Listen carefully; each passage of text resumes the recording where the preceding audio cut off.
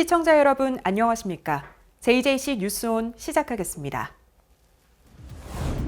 계속되는 추장관 아들 군복무 의혹과 관련해 여당은 과잉 대응을 자제해달라고 전했습니다. 주호영 국민의힘 원내대표가 더불어민주당 윤미향 의원을 비판했습니다. 강북구가 만성질환자 등을 비롯한 주민들을 위해 세이프 약국을 운영합니다.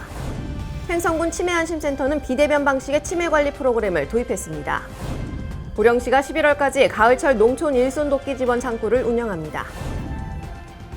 첫 소식입니다. 지난 14일 일본 집권 자유민주당 총재로 스가 요시히데 관방장관이 선출됐습니다.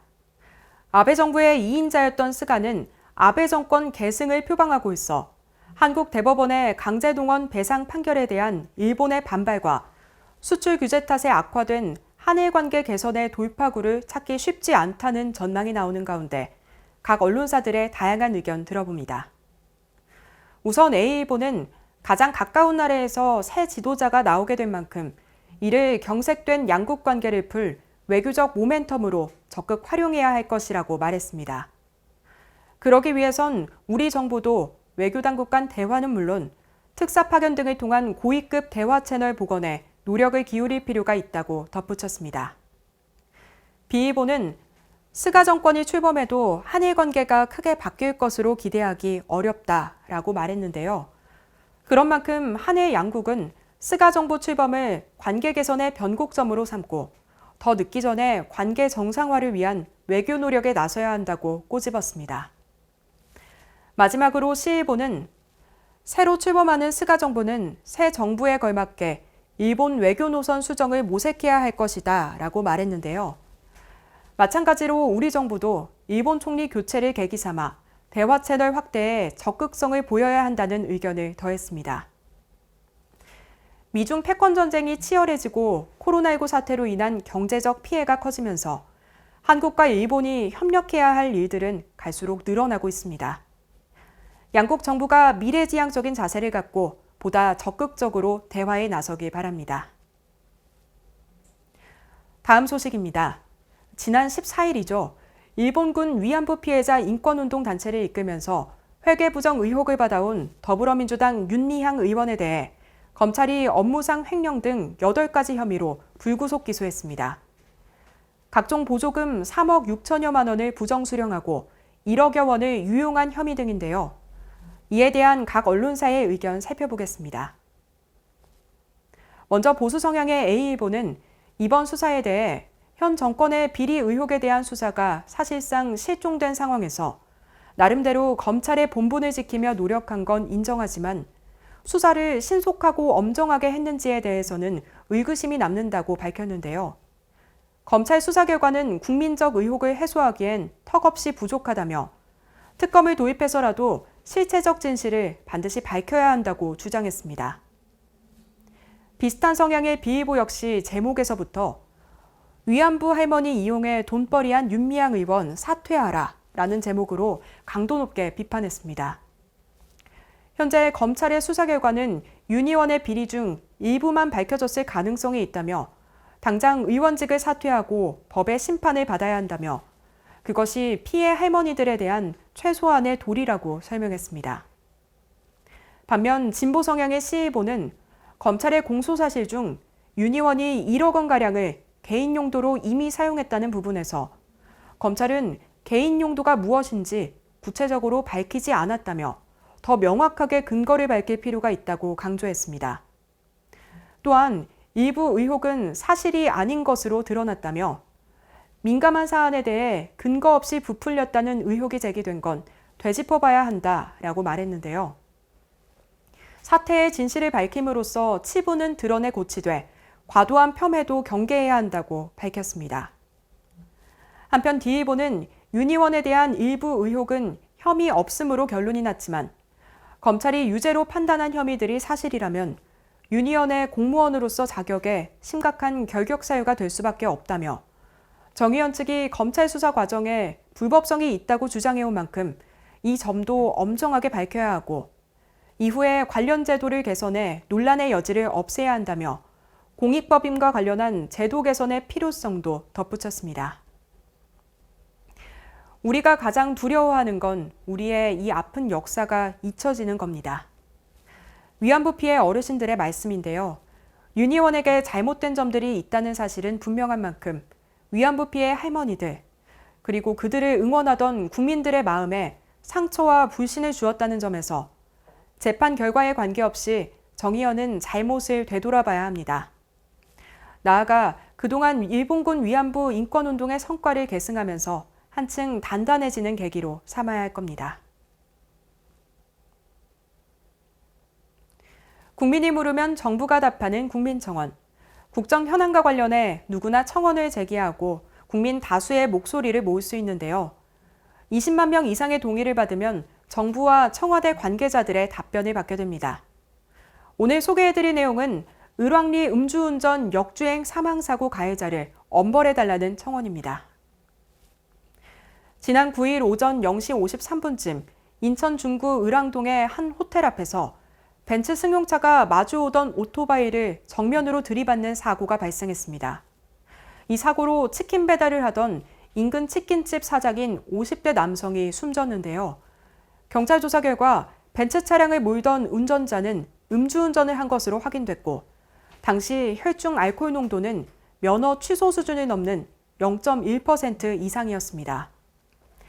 청원인은 지난 새벽 저희 아버지는 저녁부터 주문이 많아 저녁도 못 드시고 마지막 배달이라며 나가셨다며 돌아오지 않는 아버지를 찾으러 어머니가 나선 순간 119가 지나갔고 가게 근방에서 오토바이가 덩그러니 있는 것을 발견했다고 당시 상황에 대해 설명했습니다. 특히 사고 당시 가해자가 술에 취한 상태로 119보다 변호사를 먼저 찾았다는 목격담도 있다고 주장했는데요. 동승자는 바지 벨트가 풀어진 상태였다며 왜 경찰서에서 난동을 안 피우고 나왔는지 너무 한이 된다고 토로했습니다. 그러면서 아무리 실수여도 사람이 죽었고 저희 가족은 한순간에 파탄났다며 살인자가 법을 악용해 빠져나가지 않게 부탁드린다고 호소했습니다. 해당 청원에는 21일 오후 1시를 기준으로 약 60만 명이 동의했습니다. 다음은 한 주간의 국회 소식입니다. 추미애 장관 아들의 군복무 논란은 몇 주째 끊이지 않고 있는데요. 여당 의원들이 추 장관 아들을 옹호하는 과정에서 안중근 의사에 빗대는 등의 발언을 해 비판이 일고 있는 가운데 더불어민주당 이낙연 대표가 과잉 대응은 자제해달라는 메시지를 전했습니다. 지난 18일 국회 더불어민주당 당대표 회의실에서 열린 최고위원회의에서 이낙연 당대표가 추미애 법무부 장관 아들과 관련해 과잉 대응을 자제해달라고 주문했습니다. 야당의 근거 없는 의혹 제기나 부풀리기 같은 정치 공세는 더 이상 국민의 동의를 얻기 어렵다는 점이 이번에 분명해졌습니다. 자제해 주시기를 거듭 당부드립니다. 동시에 우리에게도 과제가 생겼습니다. 사실관계는 분명히 가리되 과잉 대응은 자제하는 것이 옳다라는 것이 우리가 얻은 교훈입니다. 최근 민주당 의원들이 추 장관을 옹호하는 과정에서 추 장관 아들을 안중근 의사에 빗대고 의혹 제기 자체를 쿠데타로 표현하는 등 각종 발언들을 내놨다가 비판받는 상황이 발생해 진화에 나섰습니다. 한편 추미애 법무부 장관은 야당의 집중 공세에 자신과 남편은 군에 민원을 넣은 적이 없다고 밝히고 있어 이번 사건을 담당하고 있는 동부지검에 시선이 집중되고 있습니다. 주호영 국민의힘 원내대표가 보조금 부정수령 등의 혐의로 불구속 기소된 더불어민주당 윤미향 의원을 비판했습니다. 지난 15일 국민의힘 원내대책회의에서 주호영 원내대표가 총 8가지 항목으로 불구속 기소된 윤미향 의원에 대해 비판의 목소리를 높였습니다.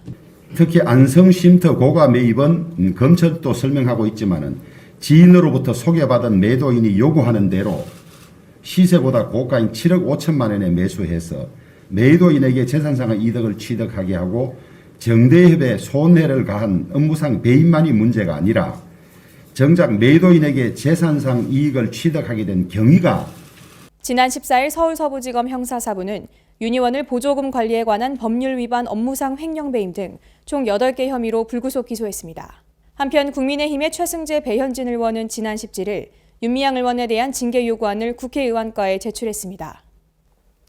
이어서 수도권 소식입니다. 강북구가 여러 종류의 약을 동시에 복용하는 주민과 만성 질환자 등을 위해 세이프 약국 30곳을 운영합니다. 세이프 약국을 방문하면 복약 지도와 함께 금연 상담이나 우울증 극복과 같은 다양한 건강관리 프로그램도 제공받을 수 있습니다. 강북구가 지역 내 약국과 협력해 환자의 복약 지도와 금연 상담, 정신건강 등을 지원하는 세이프 약국을 운영합니다. 지난 2013년 서울시에서 시작한 세이프 약국은 세밀하고 이용하기 편리한 건강관리 프로그램을 가까운 동네 약국에서 받는다는 뜻의 줄임말로 누구나 이용할 수 있습니다. 이들 약국에서는 혈압이나 당뇨약, 진통제와 같이 여러 종류의 약을 동시에 복용하는 어르신을 포함해 만성질환자와 일반 주민을 대상으로 맞춤형 프로그램을 제공합니다. 세이프 약국을 방문하면 복용하는 약물에 대한 포괄적인 관리와 함께 생활습관 교정에 따른 상담을 받을 수 있습니다. 또 강북구 보건소와 연계한 금연 패치 제공과 금연 상담, 우울증 환자를 위한 생명 존중 문화 조성과 정신건강 지지도 진행됩니다. 강북구에서 운영 중인 약국은 모두 160여 곳으로 이 가운데 세이프 약국은 지난해보다 2곳이 늘어난 30곳이 지정돼 있습니다. 강북구는 서울시 온라인 교육과 자치구 자체교육 등 기본과정 15시간 이상을 이수한 약사를 대상으로 증서를 수여하고 해당 약국에는 인증 명패를 부착했습니다. 장기화되는 코로나19로 인해 우울감이나 고립감을 느끼는 코로나 블루를 경험하는 분들이 많은데요. 마포구가 지쳐있는 지역 내 구민들에게 치유 식물과 천연 제습제를 전달했습니다. 마포구가 진행한 치유식물과 천연제습제 전달은 지역 내 15개 동자원봉사 캠프의 자원봉사자들이 동주민센터 직원과 협업해 대상자를 파악한 뒤 직접 각 가정에 방문해 문 앞에 두는 비대면 방식으로 진행됐습니다.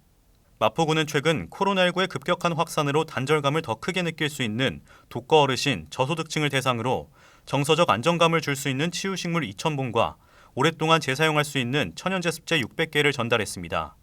전달된 치유식물은 실내에서 잘 자라며 실내 공기 정화 및 스트레스 완화 기능이 탁월하고 꽃말의 희망 메시지까지 담고 있는 쿠르시아, 만세선인장, 크로톤, 문샤인 등입니다. 이번 나눔은 코로나19 여파로 경제적 어려움이 커진 화훼 농가를 지원함으로써 농가에 힘을 실어주고자 하는 바람도 반영됐습니다. 광역시 소식입니다. 환경과 지역 경제, 2마리 토끼를 모두 잡을 수 있는 대전형 그린 뉴딜 사업이죠. 대전시가 물순환 도시 조성 사업을 본격적으로 추진합니다. 대전시가 국정과제이자 시민약속 사업인 물순환 선도도시 조성 사업과 관련 둔산, 월평, 갈마 일원 시범사업지에 대한 시설 공사를 9월부터 시작합니다. 총 공사비 250억 원이 투입되는 물순환 시범사업은 빗물이 땅속으로 침투되지 못하는 불투수면이 가장 넓게 분포된 둔산권을 대상으로 도시의 물순환 기능을 회복시키는 친환경 녹색 사업입니다. 한편 이번 사업은 2021년 말 준공을 목표로 추진되며 시범사업 지역을 공원, 도로, 관공서로 나눠 식생체류지, 식생수로, 물순환 테마파크, 물순환 체험거리 등 부문별 특성에 맞는 시설을 조성할 계획입니다. 광주시가 방역 중점관리 지역을 북구로 지정하고 인력과 예산 등을 투입해 방역에 집중할 방침입니다. 지난 8월 27일부터 광주시는 3단계에 준하는 행정명령을 확대 시행하고 있습니다. 하지만 광주시 누적 확진자는 9월 8일 오후 2시 기준 452명으로 지역 감염자가 크게 줄지 않고 있습니다. 또한 전체 지역 감염자 중 북구 주민은 220명으로 집단 감염이 발생한 다수의 시설이 모두 북구에 소재 있는 것으로 나타났습니다. 최근에는 북구 말바우 시장 일대에서 지역 감염이 계속 확산되고 있는 상황입니다. 이에 따라 우리는 선택과 집중을 통해 방역의 실효성을 높여 지역 감염 확산을 차단하기 위해 우리가 갖고 있는 인력과 예산 등 방역 역량을 북구에 집중 지원하겠습니다. 이에 따라 광주시는 최근 말바우 시장을 방문한 광주 시민과 증상이 있는 북구 주민들에 대해 무료 진단 검사를 실시합니다. 다음으로 강원도 소식입니다. 추석을 앞둔 상황에서 코로나19 확산에 대한 철저한 대비가 필요한데요. 강릉시가 추석 명절 성묘객들의 안전을 지키기 위해 온라인 성묘 시스템을 도입합니다. 9월 30일부터 10월 4일까지 닷새간 추석 연휴가 이어져 강릉 청솔공원의 방문객이 많아질 것으로 예상되고 있는데요. 청솔공원 실내 공간인 봉안당의 경우 명절 전후로 일정 기간을 정해 사전 예약을 받아 성묘객을 분산시키고 재래실과 휴게실은 폐쇄하며 음식물 섭취는 금지합니다. 또 코로나19 확산 방지를 위해 온라인 성묘 시스템이 운영되는데요. 온라인 성묘 시스템 이용을 원하는 유가족은 이 하늘 장사 정보 시스템에 접속해 신청하면 되고 고인의 사진을 등록하고 차례상과 헌화, 추모의 글 작성 등의 기능을 이용할 수 있습니다. 평창군이 가을철 산란기를 맞아 수산자원 보호를 위해 불법어업 활동을 집중적으로 단속합니다. 평창군은 9월 말까지 생태계 보전과 건전한 유어 질서 확립을 위해 하천 전 지역을 대상으로 불법어로 행위를 단속하고 계도 활동을 실시할 예정입니다. 평창군은 단속 기간 중 불법어로 행위가 적발될 시 수산관계 법령 관련 규정에 따라 엄중하게 처벌할 방침입니다. 관계자는 이번 집중 단속 기간 중에 불법 행위 적발 시 엄중한 조치를 통해 내수면 수산자원 보호와 어업질서 확립에 최선을 다할 것이라고 전했습니다. 코로나19가 장기화되면서 원격 근무나 온라인 교육 등 언택트 문화가 확산되고 있는데요. 횡성군 치매안심센터에서도 치매 관리에 비대면 방식을 도입해 운영에 나섰습니다. 코로나19로 사회적 거리두기가 점차 강화되면서 치매 고위험군과 인지 저하자, 경도 치매 어르신들의 외부 활동이 어려운 상황인데요. 이에 횡성군 치매안심센터가 치매관리 공백이 생기지 않도록 지난 7일부터 비대면 프로그램 운영에 나섰습니다. 약 730명의 대상자에게 4주간 진행되는 비대면 프로그램은 컬러링북과 퍼즐 활동, 구슬 꿰기 등 일상생활에서 쉽게 활용할 수 있는 도구로 마련돼 치매 어르신들이 가정에서도 인지훈련이 가능하도록 구성했으며 물품을 배부한 이후 주기적으로 유선 모니터링을 실시하고 개인별 학습 진행 상황을 파악하고 독려하는 비대면 서비스도 지속적으로 제공해 나간다는 계획입니다. 한편 횡성군 보건소에서는 원거리 병의원을 방문하지 않고 보건소에서 원격 치매 거점 병원 의사와 진료하는 시스템인 치매 원격 화상 진료도 운영하고 있는데요. 원격 화상 진료를 통해 원거리까지 이동해야 하는 치매 환자나 가족의 불편을 덜어주고 있습니다. 충청도 소식입니다.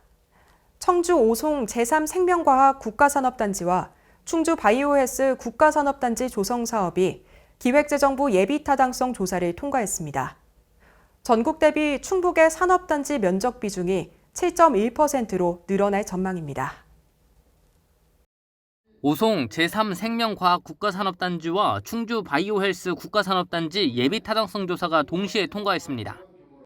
두 사업의 비용 대비 편익은 각각 2.34와 1.68을 기록해 경제성이 있는 것으로 나타났습니다. 이번에 예비 타당성 조사를 통과한 오송 충주 국가산업단지는 총 면적 272만 평에 총 사업비 4조 원 규모로 1997년 오송생명 국가과학산업단지 지정 이후 23년 만에 국가산업단지가 대규모로 지정되는 쾌거를 거뒀습니다. 우선 전체 6.75제곱킬로미터 규모의 오송 제3생명과학 국가산단은 총 사업비 3조 3,910억 원이 투입됩니다. 충주 바이오헬스 국가산단 역시 전체 규모 2.24제곱킬로미터로 총 사업비 5,662억 원입니다. 1997년 오송생명과학 국가산단 지정 이후 23년 만에 최대 규모 예타 통과입니다. 이로써 전국 대비 충북의 산단 면적 비중도 6.5%에서 7.1%로 늘어날 전망입니다.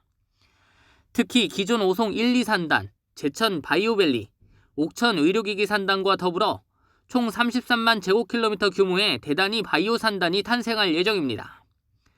새롭게 조성될 두 국가산단의 경제 파급 효과는 건설 단계에서만 생산 유발 1조 4천억 원, 부가가치 유발 6천억 원입니다. 또한 취업 유발 14,000여 명에 이르를 것으로 분석됐습니다.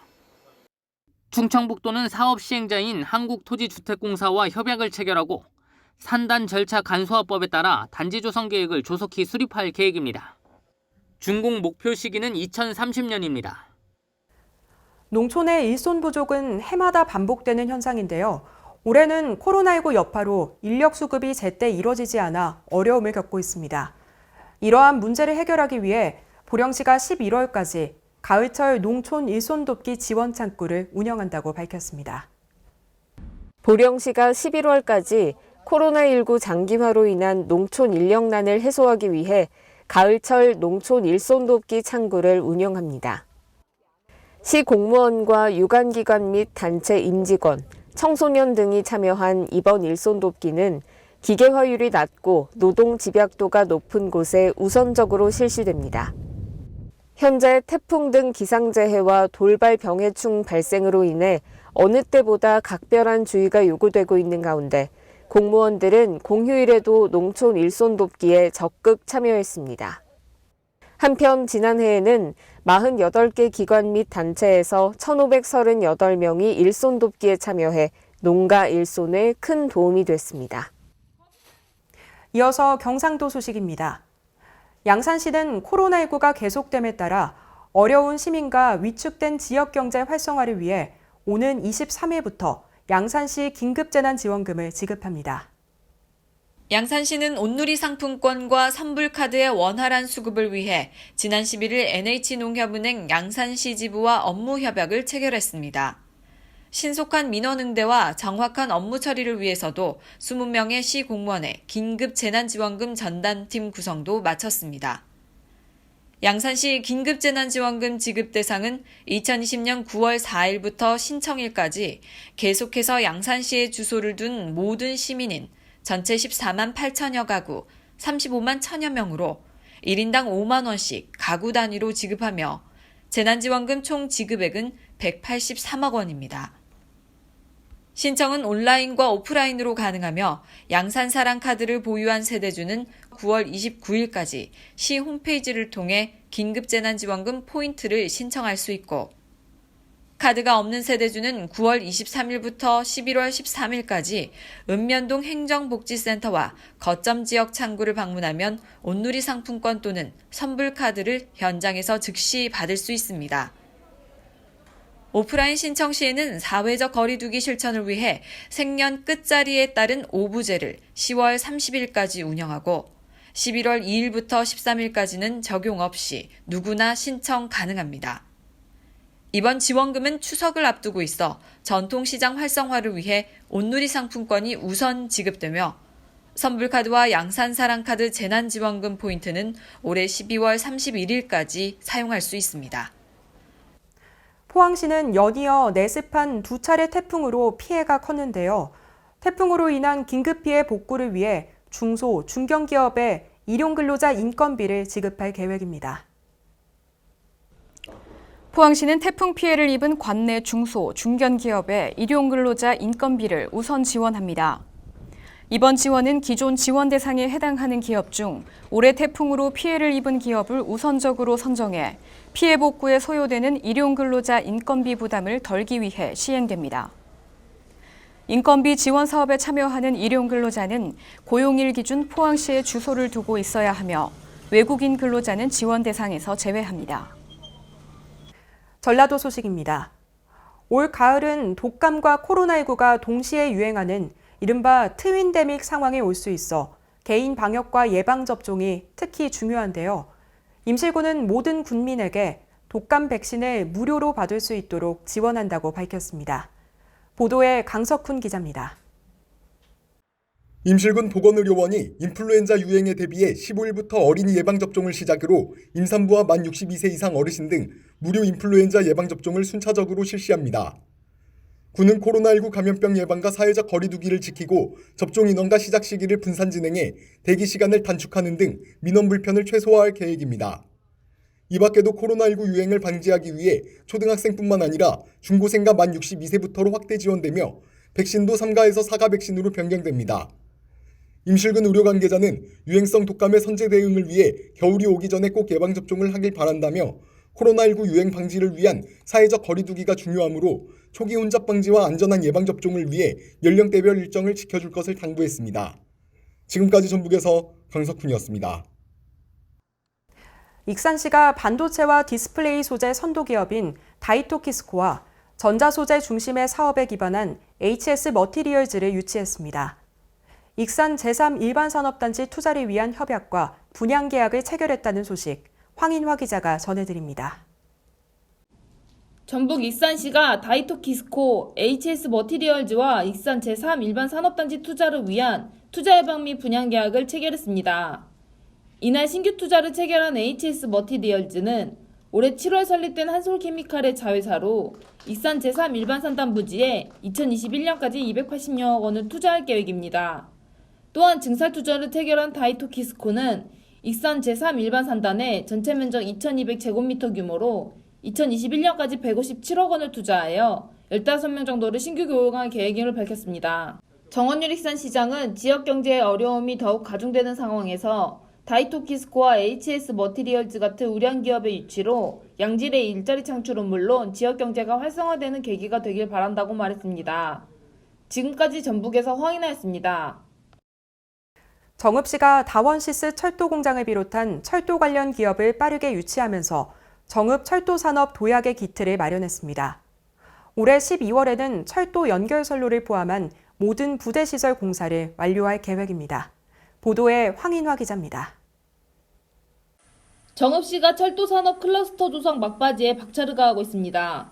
시에 따르면 지난 2018년 8월 2만 면 하불이 일원해 22만 평 규모의 철도산업 농공단지 조성 사업을 추진하면서 이후 기업 유치도 마무리했다고 밝혔습니다. 정읍시 관계자는 올해 12월까지 철도 연결선로를 포함한 모든 부대시설 공사를 완료했다면서 올해 연말까지 남은 산업용지 분양을 마무리하겠다고 말했습니다. 유진섭 시장은 정읍이 대한민국 철도산업의 메카도시로 떠오르고 있다며 일자리 창출과 지역경제 활성화 시스템 구축에 박차를 가하겠다고 밝혔습니다. 지금까지 전북에서 황인아였습니다. 다음은 사건 사고 소식입니다. 지난 17일 새벽 2시쯤 경기도 의왕시 과천의왕 고속화도로에서 택시 세대와 화물차 간 사중 추돌 사고가 났습니다. 이 사고로 택시 운전자 1명이 숨지고 함께 타고 있던 승객이 크게 다쳐 병원으로 옮겨졌습니다. 지난 17일 오전 1시 54분께 경기 의왕시 과천의왕 고속화도로 신부고 IC에서 월남 IC로 가는 방향에서 사중 추돌 사고가 났습니다. 소방당국에 따르면 주행하던 택시가 앞서가던 3.5톤 트럭 후미를 추돌했으며 뒤따르던 택시 2대가 잇따라 추돌하며 2차 사고로 이어졌습니다. 이 사고로 1차 사고가 발생한 택시에 탑승했던 운전자 A씨가 숨지고 승객 B씨가 의식불명 중태에 빠졌습니다. 또한 잇따라 추돌한 택시에 탑승했던 20대 남성은 얼굴과 팔에 찰과상을 입는 경상을 입었습니다. 신고를 받고 출동한 소방당국은 구급차 등 장비 6대와 소방인력 21명을 동원해 사고를 수습했습니다. 한편 경찰은 정확한 사고 경위를 조사하고 있습니다. 성남동 종합운동장 사거리에서 상수도가 파손돼 일대 도로가 침수됐습니다. 이 사고로 인해 약 1000세대의 물 공급이 끊겨 일부 시민들이 불편을 겪었습니다. 성남시 중원구 성남동 종합운동장 사거리에서 상수도 배관 연결 부위가 파손돼 도로가 침수되는 사고가 발생했습니다. 종합운동장 사거리 인근 도로에 물이 넘친다는 신고가 접수된 건 지난 15일 새벽 5시 26분. 소방당국은 현장에 출동해 인근 건물의 침수 피해를 방지한 후 배수 작업과 차량 통제 등 안전조치를 실시했습니다. 인명피해는 없는 것으로 파악됐으나 이로 인해 성남동 일대 세 블럭 약 1000세대의 물 공급이 일시적으로 끊겨 일부 시민들이 단수로 인한 불편을 겪었고 다음 날 12시경 복구됐습니다. 소방당국과 성남시는 수도 배관의 파손 원인 파악과 함께 침수 및 단수 등 피해 규모를 확인 중입니다.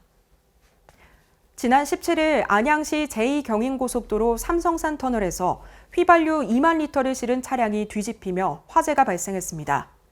이 사고로 차량 운전자가 경미한 부상을 입었으나 추가 인명피해는 없었습니다.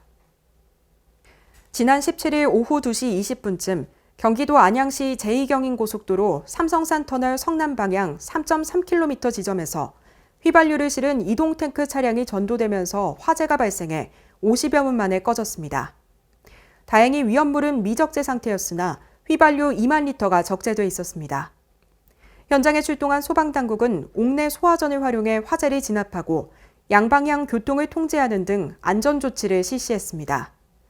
이 사고로 운전자였던 59세 남성 조모 씨가 양손과 좌측 발바닥에 2도 화상을 입어 치료를 받았으나 연기 등으로 인한 추가 인명피해는 없었습니다. 한편 안양시는 안전조치로 재난 문자를 발송해 해당 구간 차량들을 우회시켰으며 경찰은 정확한 사고 원인에 대해 조사할 계획입니다. 네, 다가오는 추석을 앞두고 고향에 내려가야 할까 고민하는 분들 많으실 텐데요.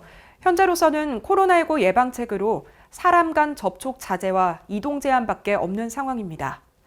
우리의 소중한 일상이 다시 돌아오기 위해서는 우리 모두의 협력이 필요한 시기입니다.